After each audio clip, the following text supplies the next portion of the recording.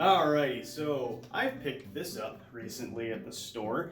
I was actually shopping for my Belgian triple ingredients, and then I saw the yeast and I was like, I want to play with that. So basically what we're doing today is a very highly experimental Kveik brew.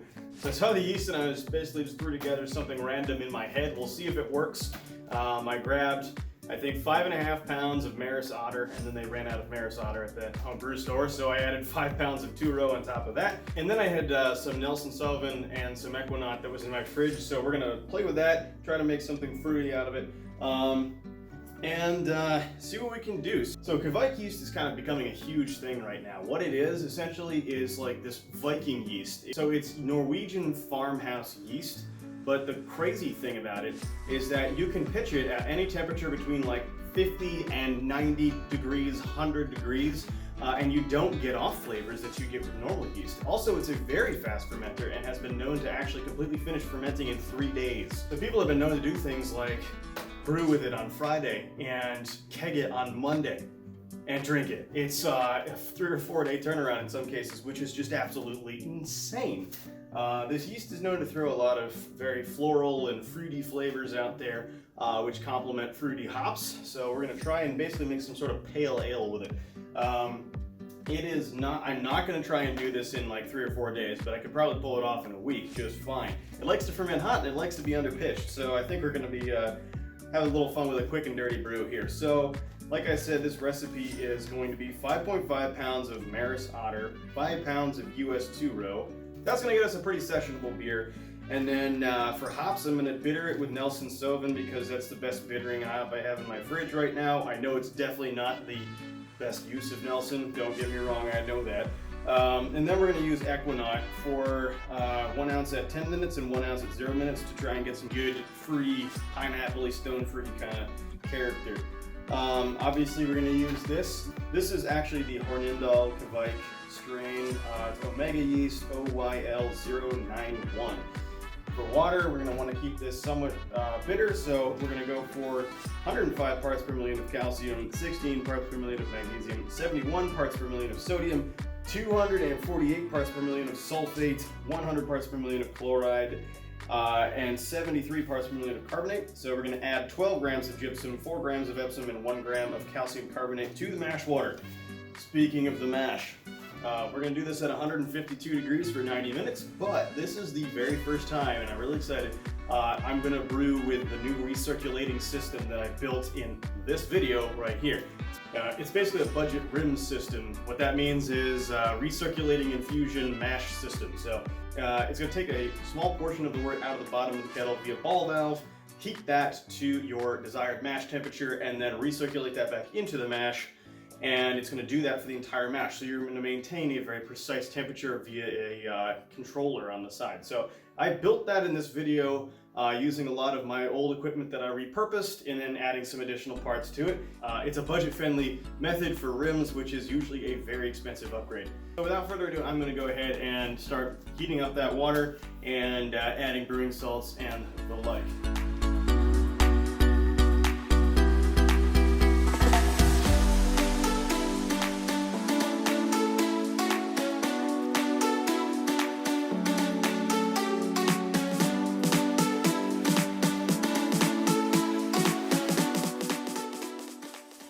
Go ahead and put this back in, but we're not going to turn anything on because I'm going to give it just a little bit of time to settle out before we actually start the recirculation process again. But I will try to keep this liquid level in there, so we're going to readjust the settings on the auto sparge here to match the liquid level that's currently in there. And so I've also been getting a lot of questions on how much water I'm starting with. I will emphasize that this is going to vary greatly depending on your system's boil-off rates, your general efficiency, how much grain you're going to be going in with, so how much beer you actually want at the end of the process, how much true you're going to be left with. All of these things are going to factor into your water levels. So this is a guideline. Every system is going to be different. So I'm targeting 152 degrees. So I started with 8.5 gallons of strike water, which I then heated to 157 degrees. And looks like right now we've just about nailed our 152 degree mash temperature. So I'm gonna set the controller over here for 152 in a sec. But first I'm just gonna let this settle. Okay, so now we're gonna start up our pump. I'm actually gonna dial that back so it doesn't channel.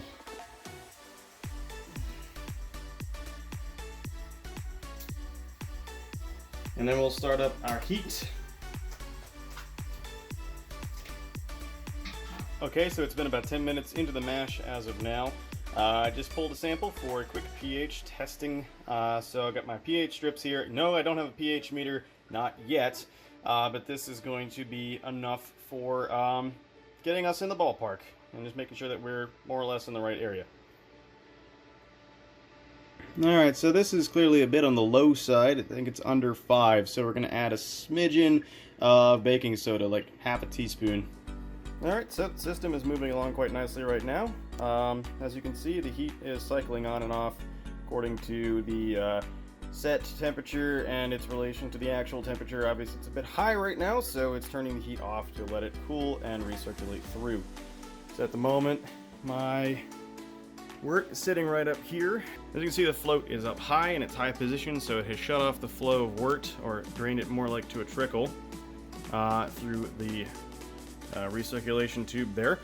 It is flowing out the bottom. I've throttled it a bit because it was kind of catching up to itself. And then in here we have our heating tank, our hot liquor tank if you will, where my heat stick is submerged and is heating the incoming wort. That's coming out of the bottom through the pump and being recirculated back up, passing my temperature probe and being recirculated into the mash here. So as the liquid level dropped, you can tell the valve here is open a bit more, and there will eventually be more flow coming through as it opens up further. Okay, so normally at this point during the video, I would show you a final temperature as measured from my mash tun. However, because we've been recirculating, we've been more or less maintaining the same temperature, plus or minus 2 degrees throughout the mash. The reason why it's plus or minus 2 degrees is because I have yet to really fine-tune the system and how it works with wort, which is different than water. And that has actually proven to be a bit of an issue in some cases here. However, at this point, we're going to go ahead and drain everything out, and we're going to finish off our mash out, which is what I'm working on right now. And from there on out, we'll start our boil.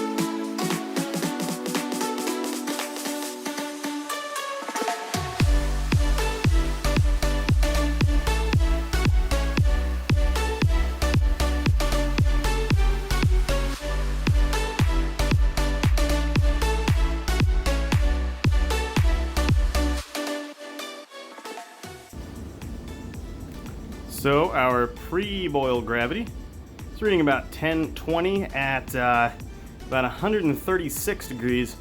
So that roughly equates to about a starting pre-boil gravity of about 1.035, which is really good.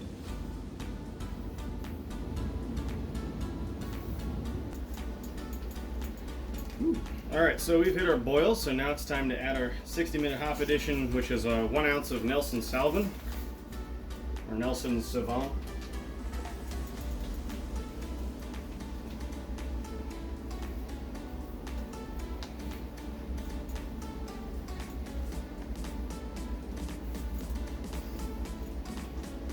All right, so we'll come back in about 50 minutes for our next hop addition.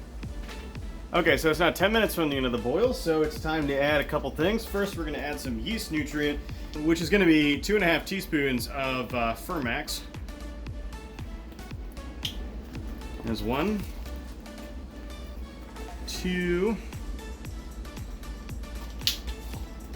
1.5. Then we're going to crumble up a Whirlfloc tablet. And then I'm going to add 1 ounce of Ekuanot, which is my 10-minute hop addition.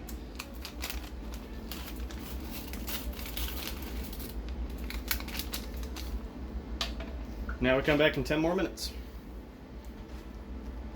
Okay, so yes, I bought a plate chiller. Holy crap, look at that. Worth it, totally worth it. So I'm going to be recirculating the last little bit of my wort here through the plate chiller, just so I am able to sanitize it because everything is boiling hot. It should kill any microbes we have in there. Now it's time to add our 0-minute hop addition, which is going to be the 1 ounce more of Ekuanot. So I'm going to go ahead and put that in the hop bag.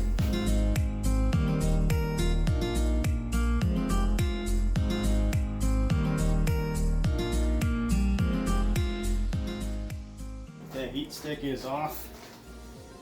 Burner is off. Take the heat stick out completely now. And now I'm going to hook up my hoses in a different order. So now that everything's been sanitized, I'm going to shut off the pump for a second, turn off the ball valve.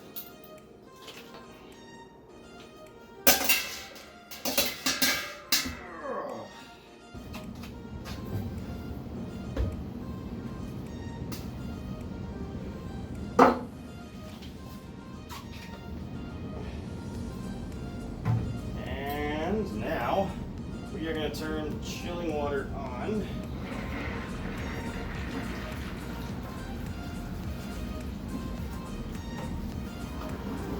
And we're going to turn the ball valve output on and pump on.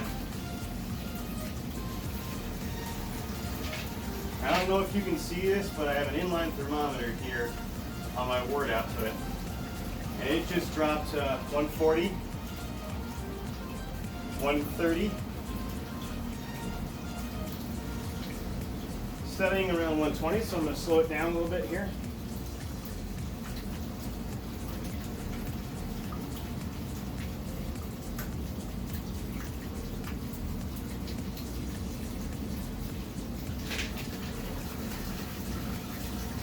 All right, we're at 100.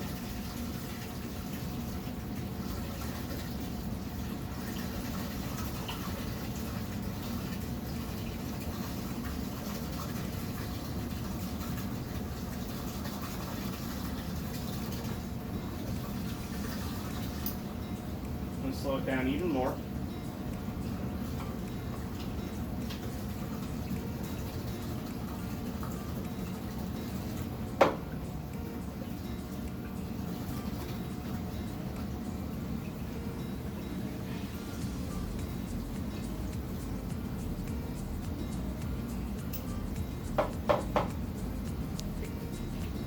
$90.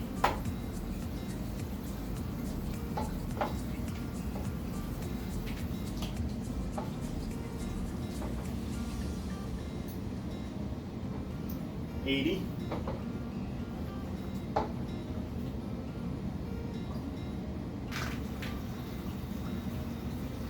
$75. As you can tell, I had to kind of dial back the pump output as well as the chiller output. We're still pulling crystal clear wort.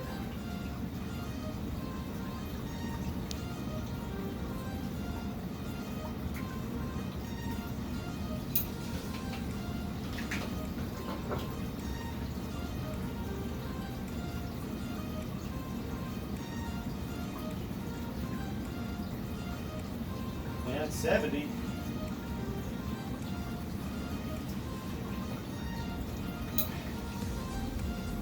Now that, ladies and gentlemen, is a wrap.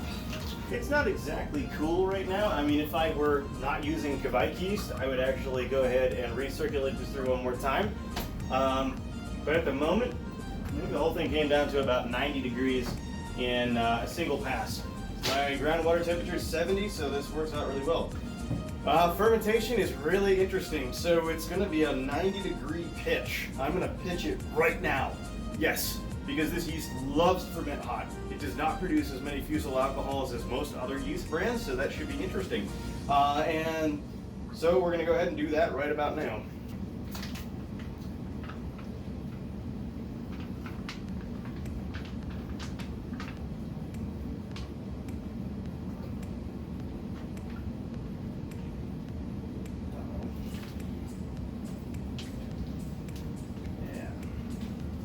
Alright, so that was some nice and peanut buttery yeast there, so I don't know if I got all of it, but it's a monster strain, so it really should be fine.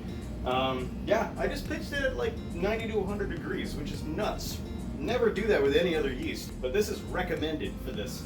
So we're going to package this up and ferment it and see how it does. Keep track of it over the next couple days, and so far, really nice, awesome first brew day with the new system. Really kind of working out some kinks, but overall did a very, very good job, especially the chiller. I really like that part too. So now comes the fun and tedious process of cleaning everything up. But all in all, great brew day, and really had a good time with this. So fermentation should be anywhere on the order of 3 to 7 days with this yeast. Fermented somewhere between 70 and 100 degrees. Yeah, it's going to produce interesting results, and I have really no idea what to expect at all. All right, so we have our original gravity sample, which is sitting at about 1.042 at 90 degrees. So at the moment, that means that it's going to be about 1.046 with temperature correction. So that should make for a nice sessionable beer, hopefully. So this is definitely one of the most flocculent strains of yeast that I've seen in a long time. This thing dropped out wicked clear, which is pretty cool. But I got my final gravity reading here, and it's about 1.012. That's where the meniscus line is. So nice sessionable beer. All right, so here we are a couple days later. All right, so this yeast has definitely lived up to its hype. Although I didn't do the crazy 3-day super hot fermentation that it's totally capable of doing, I kept it warm and I did it for 7 days. However, one thing of note, remember how I said I pitched this at 90 to 100 degrees? Well, I pitched the yeast at 6 p.m. and then I went to bed sometime around like 10 that night, but I went and checked on the beer before I went to bed and it had already formed a Krausen. How crazy is that? When have you ever seen that with any other yeast? So, pretty nuts. But I think it fermented fully probably under 7 days, but I was gone for most of that time, so the earliest I really could check up on it was within 7 days. One thing I did notice this yeast does is it's very chunky. It's like when I pitched it, it was super thick peanut butter kind of type thing, and then I top cropped some, saved it for later, and both in the fermenter and in my top crop sample, the yeast is really chunky and just kind of, it looks very different than other types of yeast that I'm used to, at least for brewers' yeasts. But anyway, it's interesting, and it really turned out really nice, I think. It's definitely got a character that's very unique. It's different than other beer yeasts that I've played with before, but not in a bad way at all. The Ekuanot hops were interesting. I would say, like, if I were to do this again, I'm definitely going to pick some more deliberately thought out hopping schedules, because I don't think the hops really were utilized to the best ability that they could be. Obviously, bittering with Nelson Sauvin is probably not the best choice either, but it is what I had. I would absolutely use this in a New England IPA though. All right, so it's called Fjord Fiesta. Yeah, I'm not super proud of it, but yeah, it's sort of creative. It's an American Pale Ale, comes in at 4.5% ABV and about 55 IBUs.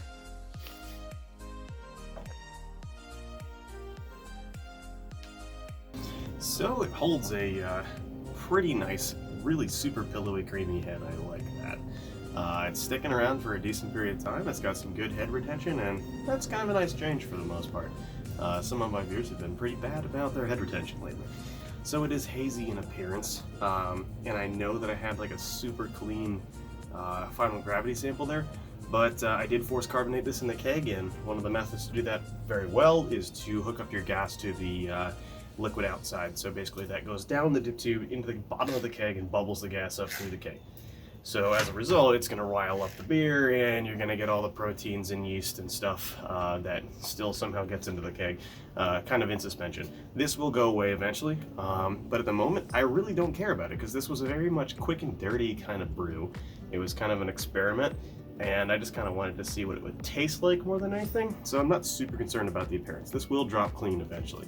But for the moment it is hazy, and I don't think that's really going to be an issue. Most hoppy beers nowadays are really kind of moving towards being a hazy beer. That's definitely a trend that's going on. And like I said before, I really do think that this type of yeast would do very well in a hazy IPA or New England style IPA. So next up will be aroma.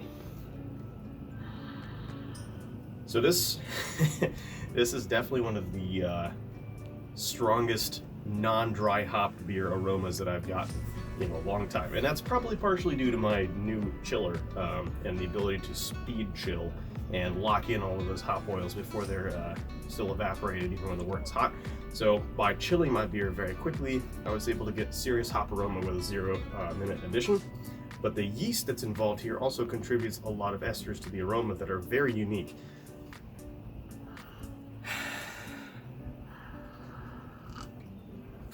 So there's definitely a very strong pineapple aroma to this, but there's also like this weird, like, leathery, mushroomy kind of strange aroma that sounds really bad when I say it like that, but it's actually quite pleasant.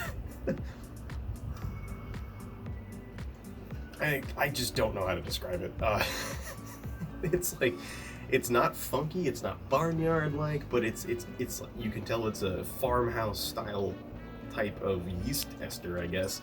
It's just not something you'd see in other beers, or rather smell.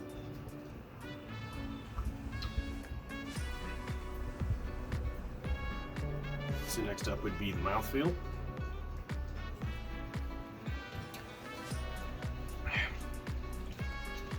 It's a medium light mouthfeel, nothing super serious. It's a pretty refreshing mouthfeel. Not super creamy or chalky like a New England IPA, but just overall medium light and pretty clean. So now the most interesting part, the flavor. So first of all, very refreshing. You get a good balance of bitterness, firm bitterness from the hops. So it's a very clean, very firm bitterness, but it doesn't really have any sort of grassiness or unpleasant bittering flavor. It's just very clean. You get a very good malt balance as well from this. I love brewing single hop ales and pale ales with Maris Otter because I do think it's one of the best tasting base malts out there. There's a considerable amount of grain flavor coming through, not like a husky graininess, but just a clean, fresh tasting maltiness that comes through. And I really love that flavor in a pale ale specifically because it's just a good way to balance out just a little bit of hops. Hops wise, it's not very aggressive on the flavor, but they work pretty well with the Kveik. But there's one aspect of Ekuanot hops that I don't like. I did some research on this after using them, and some people pick up like kind of a green bell pepper type flavor from the hops, and I definitely get that. I get a lot of papaya and pineapple from the hop flavor, which also, you know, to some extent may be part from the yeast, but one of the more unpleasant side flavors is definitely green bell pepper. I don't really think that's a flavor that should belong in a beer, and I just don't like it.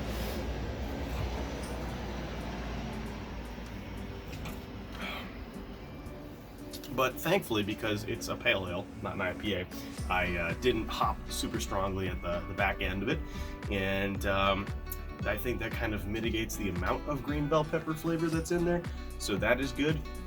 were I to do this again, I probably wouldn't use Ekuanot. I'd probably use one of your classic C-hop blends like the Falconer's Flight blend, or maybe just straight up Citra. Mosaic would do very well in here as well.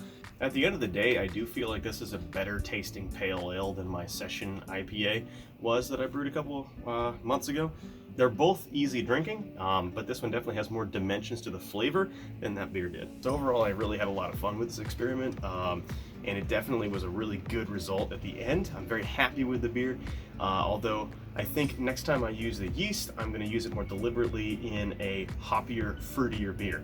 And it's going to be important to use the fruitiest hops that I can find, I think, instead of getting a random hop that has some somewhat unintentional second flavors to it that I don't like.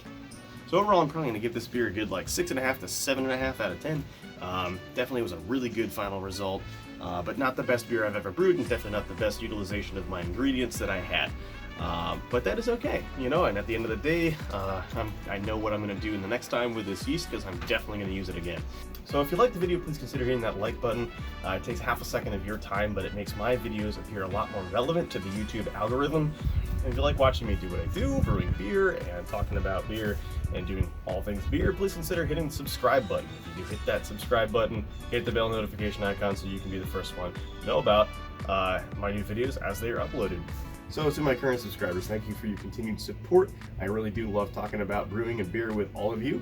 So if you want to brew the beer, or you've worked with the Kveik yeast before, or want to talk about the hops, or anything that's, you know, relevant to the beer, please feel free to go ahead and drop that in the comments section below. Really do appreciate talking with all of you. So I usually try to upload a new video every couple of weeks or so, but if you want more frequent updates about what I'm doing and are curious about what's going on in more or less real time, please feel free to follow me on Instagram. It is @theapartmentbrewer on Instagram, and I'll typically post every couple days or so. That way you get updates on what's probably going to be coming to the YouTube channel in a couple of weeks, because it takes me a long time to put these videos together, and as I try to do grain to glass, typically I start brewing, and then it's many weeks until the video is on YouTube.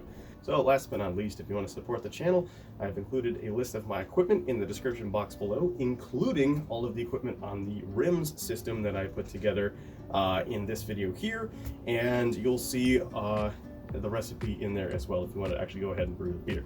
So I provided links to Amazon where you can purchase these things for yourself, but be advised that if you do so, I do earn a very small commission at no additional cost to you. But it is one way that I am able to help keep this channel going and growing. So without further ado, I'm going to go ahead and finish off this beer over the course of the afternoon and finish off editing this video and getting it ready for YouTube. So until the next one, cheers.